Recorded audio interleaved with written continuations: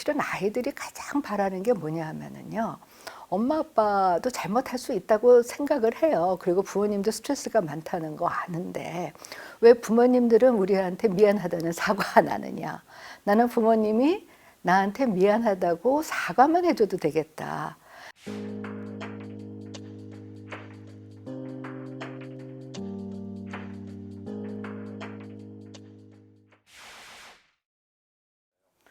사실 우리 삶이 참 다 모순이잖아요.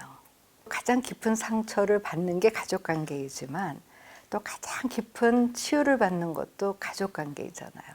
우리가 밖에서 정말 힘들었다가도 집에 들어갔을 때 우리 부모님, 내 형제, 내 아이들이 달려나와서 수고했다 한마디 하면은 그걸로 그 힘을 얻잖아요. 그리고 어떤 경우에 이렇게 힘든 고비를 겪어오신 분들 얘기가 아이들을 돌보면서 힘들기도 했지만 또 아이들을 위해서 버팅겨야 한다는 그 책임감이 나의 큰 힘이 되어줬다는 얘기도 하지요. 그러니까 산이 높으면 골이 깊다고 가장 가까운 관계이기 때문에 가장 갈등이 많을 수밖에 없다는 것을 이제 받아들이는 거죠. 근데 이제 갈등이라는 그 글자가 참 재미있잖아요. 그 칙하고 등나무하고 서로 반대 방향으로 똑같이 올라가면서 서로 양보 안 하려는. 그러니까 사실은 어떤 의미에서는 우리가 물리 시간에 배웠잖아요. 작용과 반작용. 이게 가장 강한 것이 가족관계라는 거죠. 부모는 부모니까 무조건 따라와야 돼. 끌어당기잖아요. 그런데 아이들은 부모는 다 라떼야. 그러면서 도망가려고 하잖아요. 그러니까 양쪽에서 잡아당기니까 어느 순간에 정말 고무줄이 끊어질 수밖에 없는. 그러니까 가장 갈등, 그게 이제 마찰일 수도 있고, 그게 다른 얘기로 하면 이제 스트레스이기도 하잖아요. 그러면은 서로 고무줄을 끌어당기다 보면은 이게 끊어지니까 어느 한쪽에서 놔야 되잖아요. 그래서 사실은 저는 이런 가족 관계의 그 갈등을 갖고 찾아오시는 분들한테 조언하는 거가 물이 위에서 아래로 흐르잖아요. 물이 아래에서 위로 흘러가는 것가 아니기 때문에 부모가 먼저 이 고무줄을 놔야 되는 거고, 그리고 가족 중에서 내가 정신적으로 가장 건강하다고 생각하는 사람이 먼저 놓으라고 그래요. 그러면은 처음에는 부모님이 양보해야지, 너네들이 양보해야지 하다가 정신적으로 가장 건강한 분이 먼저 놓으세요 하면은 이제 먼저 놓으려고 하지요.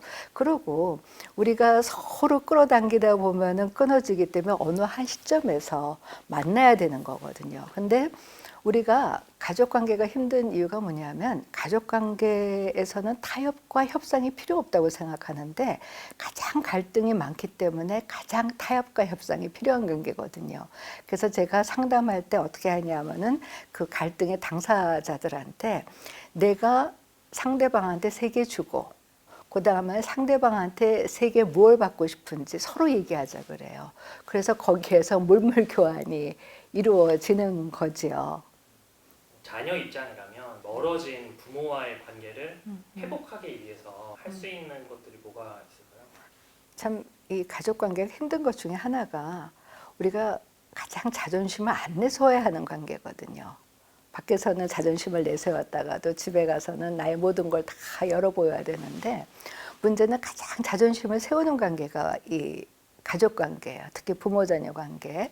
그래서 저도 이렇게 매스컴을 보면서 참 안타까운 거가 아이들이 밖에서 왕따를 당하거나 정말 시험 점수가 나쁘거나 또 힘든 일이 있거나 그럴 때 사실은 부모님께 가장 먼저 도움을 청해야 되는데 부모님께 그 얘기를 못해서 아이들이 잘못된 선택을 하는 경우가 참 많잖아요. 그래서 저는 부모님한테 상담을 할 때마다 이렇게 말씀을 드립니다. 그러니까 저도 아이들을 키워봤고 또 제가 많은 상담을 하면서 부모의 역할은 무엇이냐. 저는 딱 2가지라고 생각을 해요. 아이들을 믿어주는 거.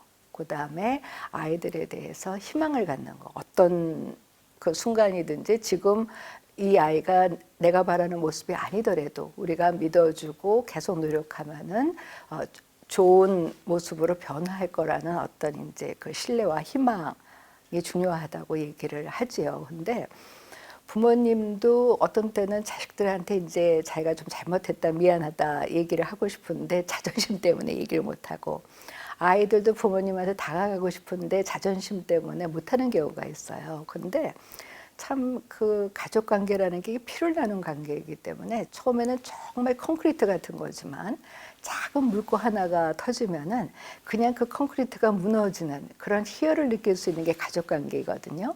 그러니까 아이들이 먼저 아빠 사랑해요, 엄마 미안해요 이 얘기만 하면 또 부모님은 그 콘크리트 같은 벽이 무너질 수 있는 거고, 또 사실은 아이들이 가장 바라는 게 뭐냐 하면은요, 엄마 아빠도 잘못할 수 있다고 생각을 해요. 그리고 부모님도 스트레스가 많다는 거 아는데 왜 부모님들은 우리한테 미안하다는 사과 안 하느냐.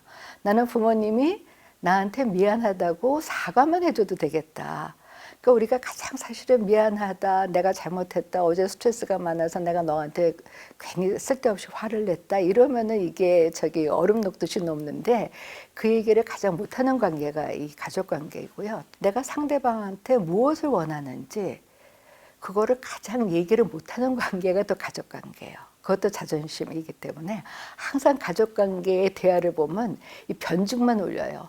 그냥 상대는 나의 깊은 속을 얘기 안 해도 다 알아줄 거라고 생각을 하는 그런 관계가 이제 가족 관계에서 생기는 오해인 거거든요. 그래서 자녀 입장에서 정말 부모님하고 가까워지고 싶으면 정말 요즘에는 뭐 할 수 있는 방법 참 많잖아요. 카톡도 있고 이메일도 있고 그냥 하면 되는 거죠. 아빠, 난 아빠하고 참 가까워지고 싶어. 아빠하고 대화하고 싶어.